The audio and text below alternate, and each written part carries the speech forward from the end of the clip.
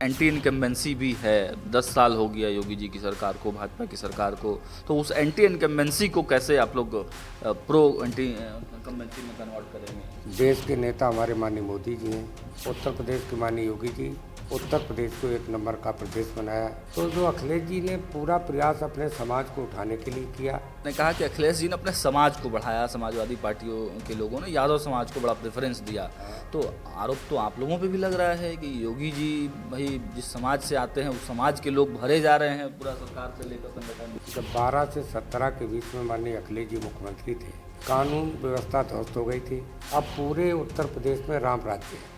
राम राज्य हाँ, पूरे कहीं कोई अपनी घटना नहीं घटती, वैसा पूरे प्रदेश में नाराजगी फिर भी तो है सर छात्रों में। जेएनजी लगातार सड़कों पर उतर रहा है, आंदोलन कर रहा है कि अखिलेश जी के ज़माने में जिन जिन विभागों की नौकरियां हुई हैं उनका रिकॉर्ड निकाल कर जाकर तो उनको जनता में बता देना चाहिए चुनाव में। अखिलेश यादव की मुश्किलें अब बढ़ाने की तरफ आगे बढ़ रहे हैं। भाई अखिलेश जी की कमियां बताएं कि तभी तो भाजपा 300 के पार जीतेगी।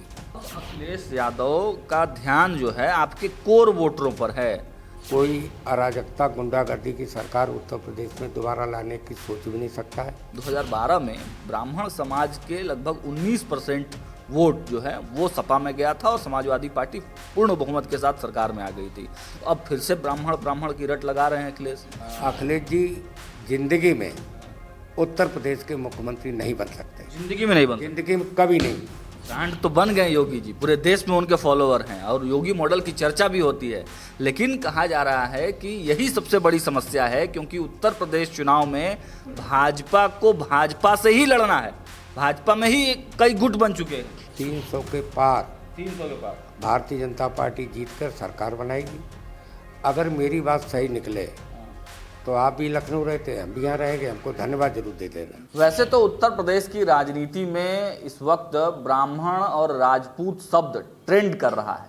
ब्राह्मणों की राजनीति, राजपूतों का जो है प्रतिनिधित्व, इन सब की बात जो है उत्तर प्रदेश की राजनीति में चल रही है। लेकिन हम लोग थोड़ा सा डेवलपमेंट पर बात करना चाहते हैं और यह भी चाहते हैं कि सरकार के मंत्रियों का प्लान क्या है, चुनाव को लेकर तैयारी क्या है। इस वक्त हमारी मौजूदगी उत्तर प्रदेश सरकार में मंत्री कैलाश सिंह राजपूत जी जो हैं उनके साथ है। बहुत बहुत स्वागत है सर आपका न्यूज़ हाट पर। धन्यवाद साहब। राजपूत साहब, बहुत तरह की बातें चल रही हैं उत्तर प्रदेश की राजनीति को लेकर, लेकिन आप लोगों का क्या आकलन है, आप लोगों की क्या तैयारी है? देखिए ऐसा है, हम लोग माननीय मुख्यमंत्री योगी जी के निर्देशन पर कार्य कर रहे हैं। देश के नेता हमारे माननीय मोदी जी हैं। उन्होंने भारत को विकसित करने का प्लान 2047 तक का रखा है और उन्हीं के निर्देशानुसार उत्तर प्रदेश के माननीय योगी जी लगातार रात दिन मेहनत करके उन्होंने भारतवर्ष में उत्तर प्रदेश को एक नंबर का प्रदेश बनाया। और एक नंबर का प्रदेश जब बना, जब 12 से 17 के बीच में माननीय अखिलेश जी मुख्यमंत्री थे, कानून व्यवस्था ध्वस्त हो गई थी। कोई भी जिले की कोई सड़क नहीं बचती थी जिस पर दिन दहाड़े माताओं बहनों को न लूटा जाता हो। उन्होंने, मुझे जहाँ तक ध्यान है, पीसीएस की 80 के आसपास सीटें निकली थीं। उसमें 55 यादव समाज के पीसीएस अधिकारी चयनित हुए थे और मुझे तो लगता है कि उनकी कापियाँ कोरी जमा कराई गई होगी। अच्छा। अरे भाई 55 लोग एक समाज के कैसे हो सकते हैं? बाद में इस पार्ट के लोगों द्वारा टिक कराया गया होगा। तो जांच करा लेते हैं। जांच क्या, दूसरा जब पुलिस की भर्ती हुई तो कोई परीक्षा वैसी होती नहीं थी, तो उनके समाज के भारी संख्या में पुलिस में भर्ती हुए। जिन जिन विभागों में भर्ती हुई, जैसे मैं 2017 में विधायक चुना गया तीसरी बार, उस समय सैफई आसपास के 32 ग्राम विकास अधिकारियों ने ज्वाइन किया था और उसमें 32 के 3200 यादव लोग हैं, सैफई उसके आसपास के गांव के। वो हमारे जिले में नौकरी कर रहे हैं। तो जो अखिलेश जी ने पूरा प्रयास अपने समाज को उठाने के लिए किया, अराजकता का बोलबाला था, इधर योगी जी की सरकार आई। योगी जी साहसी व्यक्ति हैं। अतीक अहमद जैसे बड़े बड़े माफिया जमी जोद हो गए। जब बड़े माफिया जमी जोद हो गए तो छोटे माफिया जमानत कटा के जेल में चले गए और बहुत कुछ उत्तर प्रदेश छोड़ के चले गए। अब पूरे उत्तर प्रदेश में राम राज्य है। राम राज्य है। हाँ, पूरे कहीं कोई अप्रिय घटना नहीं घटती वैसा पूरे प्रदेश में, और कहीं कहीं छुटपुट घटती भी हैं तो बाबा जी का ऑपरेशन चल ही रहा है, आप हमसे ज़्यादा जानते हैं। नहीं, इसमें एक सवाल मेरा ये है, आपने कहा कि अखिलेश जी ने अपने समाज को बढ़ाया, समाजवादी पार्टियों के लोगों ने यादव समाज को बड़ा प्रेफरेंस दिया। तो आरोप तो आप लोगों पे भी लग रहा है कि योगी जी भाई जिस समाज से आते हैं उस समाज के लोग भरे जा रहे हैं पूरा सरकार से लेकर संगठन में। नहीं, इसमें भारतीय जनता पार्टी मोदी जी के नेतृत्व में पूरे देश में आप देख रहे हैं कि प्रगति का काम कर रही है, और योगी जी के नेतृत्व में कानून का राज स्थापित उत्तर प्रदेश में जो किया, इससे बड़ा काम मैं समझता हूँ और कुछ हो भी नहीं सकता था। अब कोई भी व्यक्ति, छात्र छात्राएं तमाम इंटरव्यू देखते हैं हम लोग मोबाइल पर, योगी जी को छोटी बच्ची भी कहती योगी जी की सरकार आनी चाहिए। सबका मतलब एक विश्वास पैदा हो गया महाराज जी में। लेकिन नाराजगी फिर भी तो है सर छात्रों में। जेन जी लगातार सड़कों पर उतर रहा है, आंदोलन कर रहा है, कह रहा है कि पेपर लीक हो रहा है, रोजगार के अवसर कम मिल रहे हैं। इनके लिए क्या योजनाएं हैं, मतलब क्या प्लान है आपके लिए? अभी जब 60,000 के आसपास भर्ती हुई थी पुलिस की, 3-4 बार पेपर लीक हुआ था। पेपर लीक हुआ, दोबारा परीक्षा हुई, फिर लीक हुआ, फिर परीक्षा हुई। लेकिन जब फिर परीक्षा हुई, उसका एग्जाम्पल हम आपको अपने कन्नौज जनपद से देना चाहते हैं। लगभग 550 छात्र छात्राएँ हमारे ज़िले के भर्ती हुए। एक गांव है शंकरपुर हमारी विधानसभा में, उसमें 5 बच्चे आए, 4 लड़के 1 लड़की, पांचों गरीब परिवार के। वो अपना मेहनत से पढ़ते थे। तो मुझे लगता है इसमें सर्व समाज के लोग, किसी से पैसा लगा नहीं, योग्यता का चयन होता है।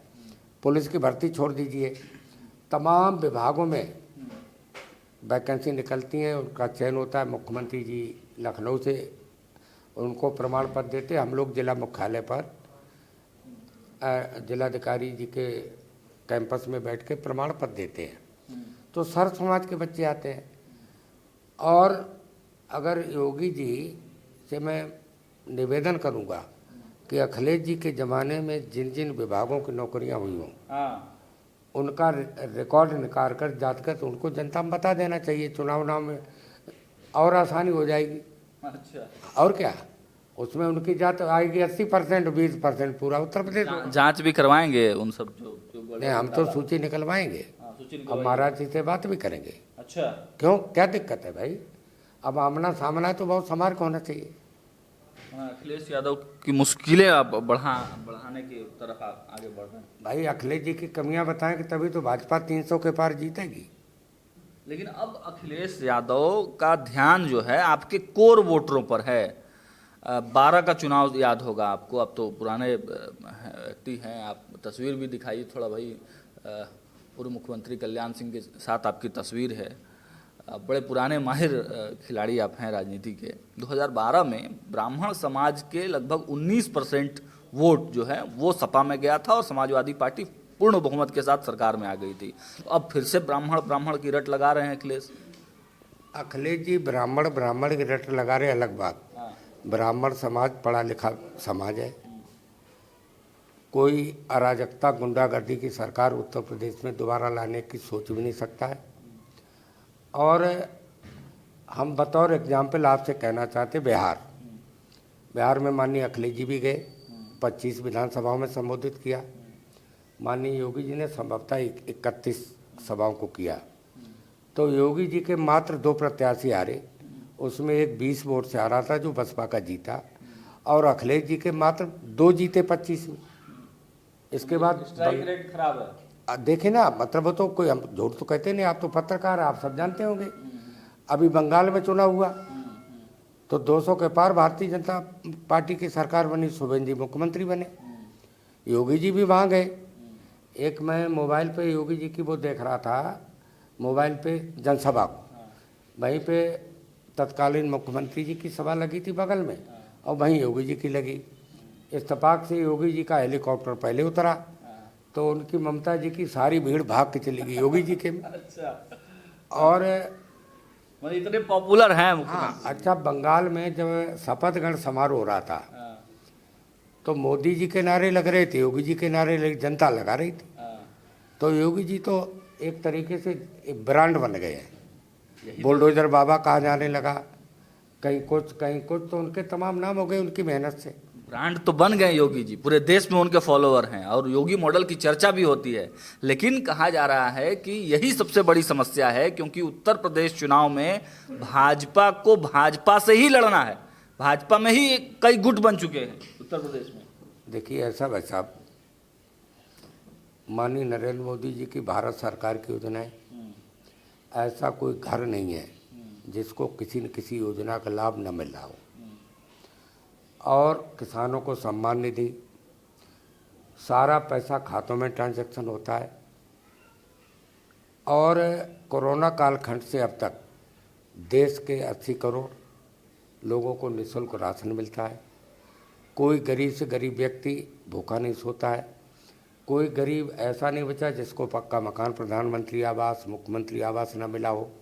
लेकिन वो चंदा चोरी का मामला उठा रहे हैं।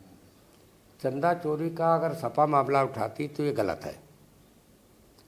गलत इसलिए है कि माननीय मुलायम सिंह जी मुख्यमंत्री थे, कार सेवक अयोध्या गए थे और कई कार सेवकों को गोली मार के निर्मम हत्या की गई। राम गोपाल जी राज्यसभा में भाषण दे रहे थे कि कार सेवक चढ़ तो गया लेकिन जिंदा नहीं लौटा।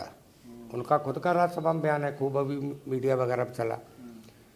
तो उनके पिताजी के सरकार में कार सेवकों की निर्मम हत्या हुई हो, ऐसे व्यक्ति को मंदिर में चोरी या कुछ चोरी भी हुई, जो दोषी पकड़ के जेल भी भेजे गए। भाई कोई घटना घटित होती है और उन पे जेल में भेजे गए, और उनका जो उन्होंने अवैध संपत्ति वगैरह इकट्ठी की थी उसकी भी जांच हो रही, वो भी जब्त हो जाएगी।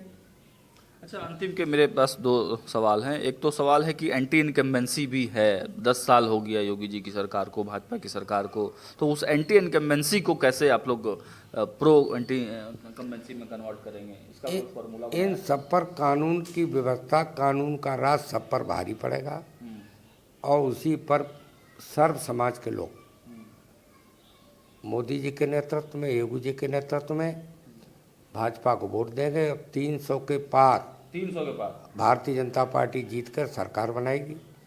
अगर मेरी बात सही निकले तो आप भी लखनऊ रहते हैं, हम भी यहाँ रहेंगे, हमको धन्यवाद जरूर दे देना। धन्यवाद जरूर देंगे। अंतिम सवाल है, कल्याण सिंह जी की चर्चा हुई थी, पुण्यतिथि मनाने का कार्यक्रम भाजपा ने बनाया है, तो उन्हें क्या संदेश देना चाहते हैं आप? कल्याण सिंह देखिए, माननीय कल्याण सिंह जी 6 दिसंबर 1992 का घटनाक्रम न हुआ होता तो शायद आज भव्य रामलला के मंदिर के दर्शन नहीं कर पाते। 500 साल से सुप्रीम कोर्ट में मुकदमा चल रहा था। जब विवादित ढांचा गिरा, पुरातत्व विभाग ने खुदाई की, नीचे मंदिर के अवशेष पाए गए, तब जाके ये सारी रिपोर्ट सुप्रीम कोर्ट में गई और सुप्रीम कोर्ट में जाने के बाद मंदिर के पक्ष में निर्णय हुआ।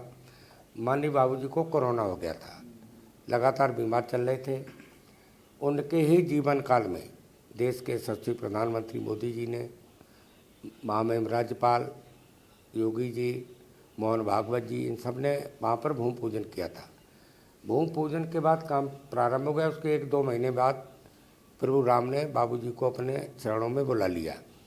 मैंने ये जिक्र इसलिए किया कि जिस तरीके से महाभारत को हम लोग पढ़ते हैं, रामायण को पढ़ते हैं, भगवान राम के बारे में जानते हैं, रावण के बारे में जानते हैं, और इसी तरीके से अयोध्या में भगवान रामलला के मंदिर का इतिहास का रिकॉर्ड बनेगा। उसमें माननीय कल्याण सिंह जी की प्रमुख भूमिका होगी और जब तक दुनिया रहेगी, भारत रहेगा, तब तक माननीय कल्याण सिंह जी अमर रहेंगे। इस बात का हम लोगों को गर्व है कि उन्होंने सरकार मुख्यमंत्री कुर्सी में लात मारी और प्रभु राम का काम किया। समाज संयोग से मैं भी उसी समाज का व्यक्ति हूँ। चलिए, तो आपने सुना कि उत्तर प्रदेश सरकार में मंत्री कैलाश सिंह राजपूत जी ने क्या कुछ कहा है, और देखिए पूरी तरीके से जीत की रणनीति जो है वो बनाई जा रही है। कहा जा रहा है कि योगी आदित्यनाथ को केंद्र से फ्री हैंड भी दिया जाने का जो है चर्चा चल रहा है।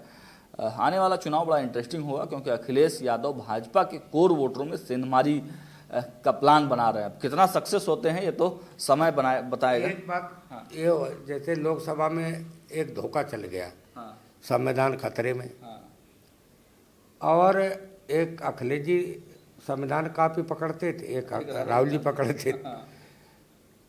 दलित और ओबीसी जिनको आरक्षण मिला वो परेशान हो गए, मतदाता शांत हो गया। तो एक बार झूठ चलता, बार बार नहीं चलता है, कंफ्यूजन पैदा कर दिया। हाँ, एक बार मान लो जनता ने भ्रमित हो गई। अब अखिलेश जी की 12 से 17 की गुंडागर्दी देखकर अखिलेश जी जिंदगी में उत्तर प्रदेश के मुख्यमंत्री नहीं बन सकते, जिंदगी में नहीं बन सकते, जिंदगी में कभी नहीं।